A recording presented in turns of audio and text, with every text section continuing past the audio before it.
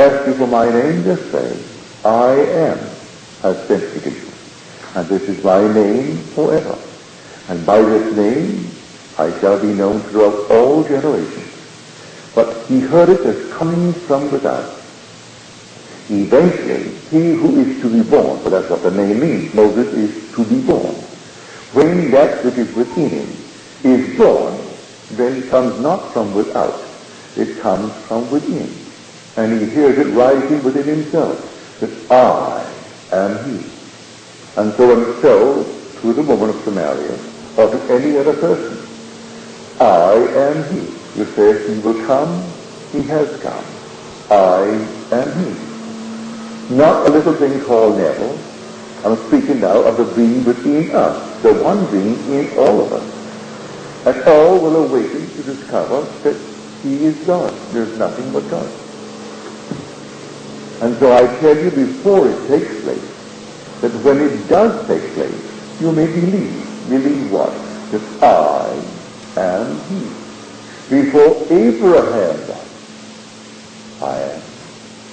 Or before Abraham was I am. Put the punctuation mark where it suits you best. But before the world was, I am. Or before the world was I am. It has no beginning, it has no end. And deliberately and purposely came down into a world of death. For everything here begins and ends. It dies. Everything dies in this world, including the stars. They're fading.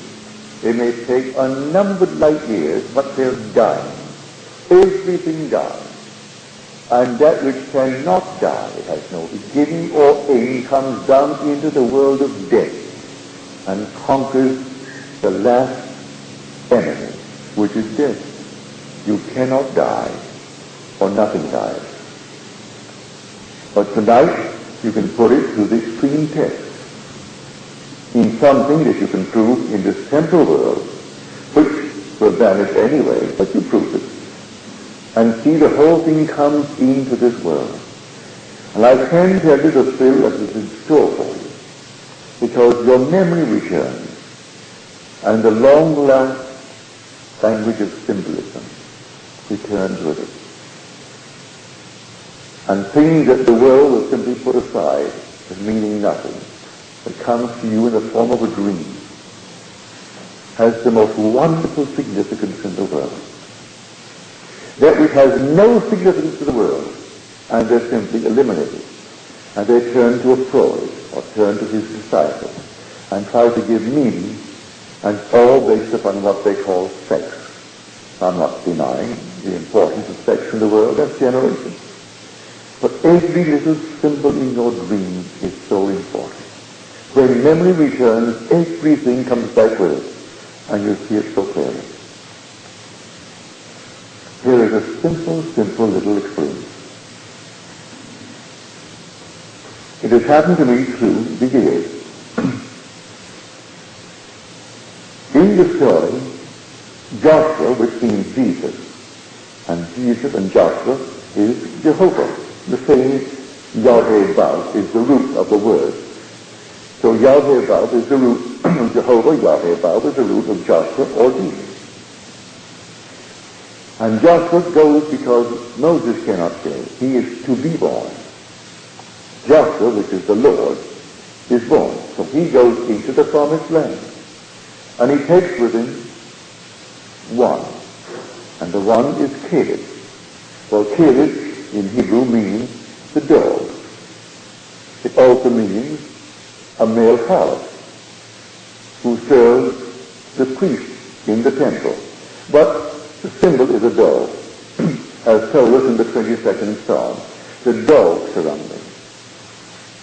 Well, the word here is his companion who goes with him into the promised land. And here, whatever I've seen in my dream, a dog, I'm walking with a dog, or the dog is in the hand of another. And when the dog defecates, right before me, in a generous manner, I've always known that a very large sum of money will come to me. David defecates twice before. It comes so soon, I am not even up to receive it. Now, it doesn't make sense to the world. Well, yesterday morning, I woke at 5. I was having this wonderful experience, and here was a dog. It began as some other kind of an animal, and finally it became a dog. And as the person leading it turned it right on the sidewalk, it defecated in a generous amount. Walked a foot or two and repeated the act.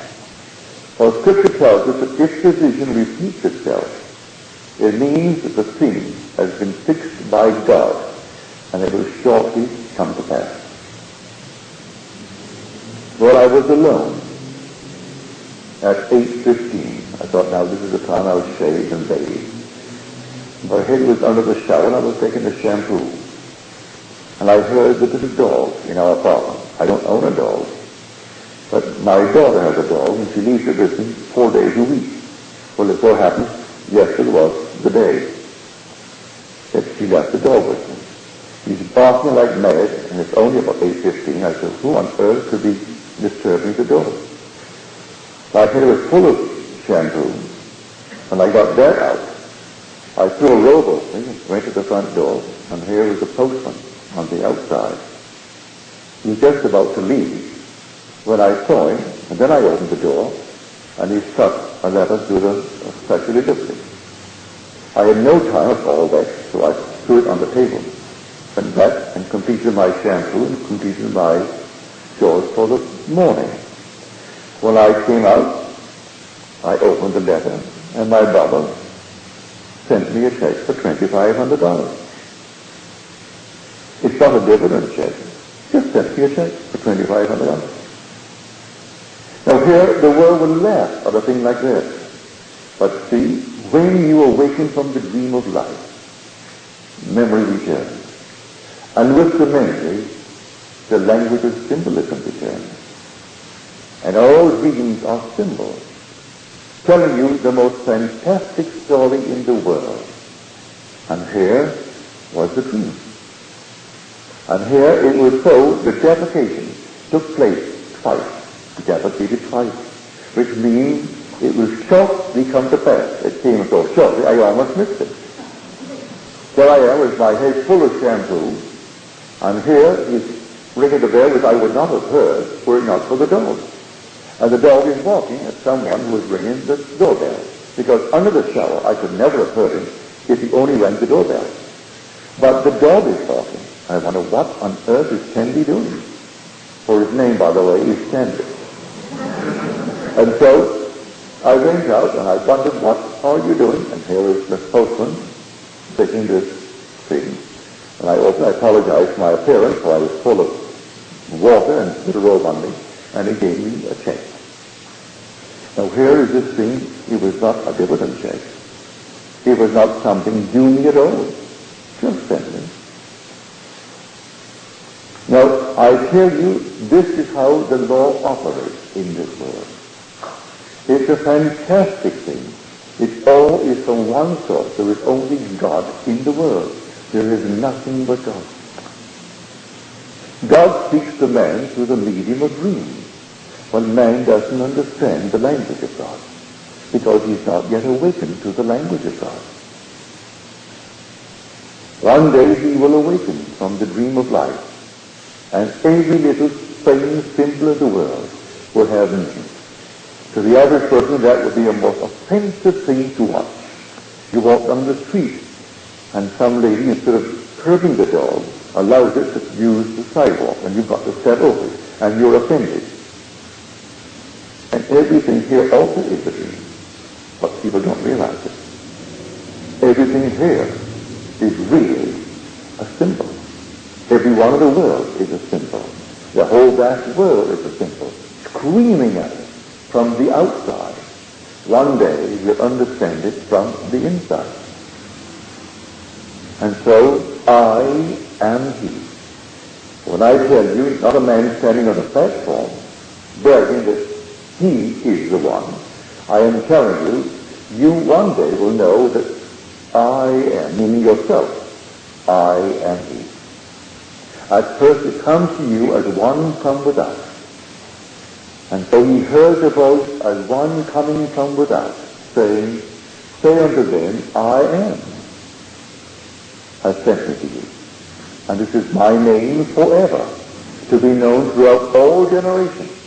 But you shall not enter, for you are not yet born. For Moses means to be born. So he cannot go in until he's born. For the thing that goes in place of Moses is Joshua. And the word Joshua is the Hebraic form of Jesus. And Jesus and Joshua the same, and they both are Jehovah. The same root, Yod, He, Vav. Yod, He, Vav, He would be the four consonants, and they have Yod, He, Vav, Shinayim. It's the same root form, meaning salvation. Jehovah saves. Jehovah is salvation. But as long as you hear it as something coming from without, you don't really believe it. But if you can begin now, before you are born, to believe in the name, and those who believe in thy name put their trust in thee. If I put my trust in thee even before I am born, it will work. But I must know who he is. And who is he? My own wonderful human imagination. That is God.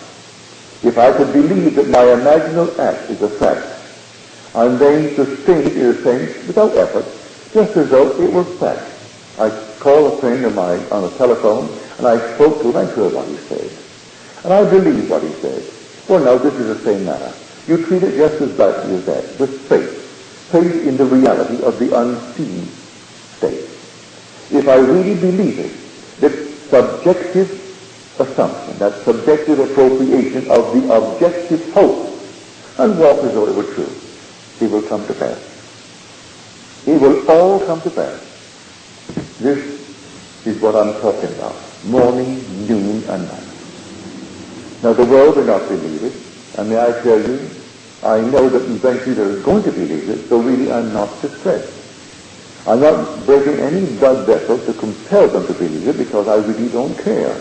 Because I am convinced eventually everyone will believe in God. And the God of Israel is the only God. But that God comes to its fulfillment in man, in the New Testament. The New Testament is the fulfillment of the Old Testament. There's only one. Here is the tree, and here is the fruit. So the New Testament fulfills it, but the New Testament, as understood by 1 billion who call themselves Christians, they don't understand it at all. They still do the same external worship of the old world. And they believe that that makes them a Christian by attending Mass or attending service, by contributing to their church. But these are lovely things if you want to do it. Perfectly all right. Nothing wrong about it. But that is not what the Bible is talking about. The Bible is telling you of the most fantastic thing in the world, that God became man, that man may become God. And Calvary begins it. Calvary is crucifixion. It's not the end of the drama, it's the beginning of the drama. And you and I have already been crucified with God. Or we couldn't even breathe. The very moment you breathed as a child, that was the death of God. The very first breath that a child takes and explodes his little lungs and cries, that's the death of God. And that was the life of man. Man lives through the death of God. That's the crucifixion. There is no other crucifixion. Forget the little cross of wood. Forget all the little things it's told about. The death of God is the birth of a child. That's when God died. And the breath was his life. And the breath was God. For the word spirit and the word wind are the same in both Hebrew and Greek. So the very breath when the child breathed for the first time, that was the death of God. His complete and utter forgetfulness that he is God and the living of man. And then he's moving towards Bethlehem. And Bethlehem is then the awakening of God who had died to make that child alive. So Calvary begins the drama, and Bethlehem is the awakening in man as God. So when you awaken, who awakens? I. And who is experiencing? I am. And that's the thing. That's God's name. You try it tonight, and you'll realize that I'm telling you the truth. So I tell you before it takes place, that when it does take place, you may believe what? That I am He. And all the things said, you're going to experience. He said, I am the light of the world. May I tell you that it's true? One night, in 1926 it was, or 27, I was in New York at the Larchmont Shore Club. I was either 21 or 22, for I was born in 1905. And there was a huge big dance going on. Now that was the day of Prohibition. But Prohibition was only a name, because there's much liquor serving then as there is today. If you knew where to get it, you could get it. And so there's all kinds of liquor. But this was a dance for the young people. Well, I was only 21 or 22, but I was the guest of the assistant manager of the club. And he didn't think that I, his guest, should mingle with the guests and the members of the club. That would be inappropriate, because that was simply not quite the thing as he thought to be. For I was simply his guest, and he was only an assistant manager, and these were simply the members of the club, and I shouldn't mingle with the members, all their guests. So I went to bed, and I did something that I rarely do. I read in bed. And I had this book. It was a book on the life of Buddha. And here I'm reading the book, I had a light on, and the music is playing, and I longed to dance all through the night, for I was a professional dancer. I would not have gone downstairs with my dancing partner, who was my friend's daughter, who invited us for the weekend. And I would have loved to go downstairs and dance, but he thought it unwise for his position to have me do it. So I sat in bed, and I reclined, reading the book, and the next thing I knew, it's about 9 in the morning. The light is still burning at the head of my bed. The sound of music is over. Everything is still. And here I am at 9 in the morning with the book sat on my chest, which means I did not turn in the course of the evening. I fell into a trance, a cataleptic state. So the book is still open on my chest, the light is on, and it's now 9 in the morning. I must have fallen off about 10 that night. So here almost 12 hours of a cataleptic state. And in that interval, I was infinite light. There was no star. There was nothing but infinite pulsing living light. Nothing but light. And here I am, the center without circumference. Infinite light. Living, pulsing light. So when you're told in Scripture, he who speaks from within, I am the light of the world, I know that from experience. And the world is simply my emanation. Yet my wife, till the sleep of death, is fast. So the whole vast world is yourself for self. The day will come, you will know from experience, you are the light of the world. Everything said in that Scripture is true, literally true. But when you read it, the words are figurative. And you can't quite grasp it. How could you be the light of the world? When our little sun is only a piece little part of the infinity of light. That it is dwarfed by all the other great suns and their constellations.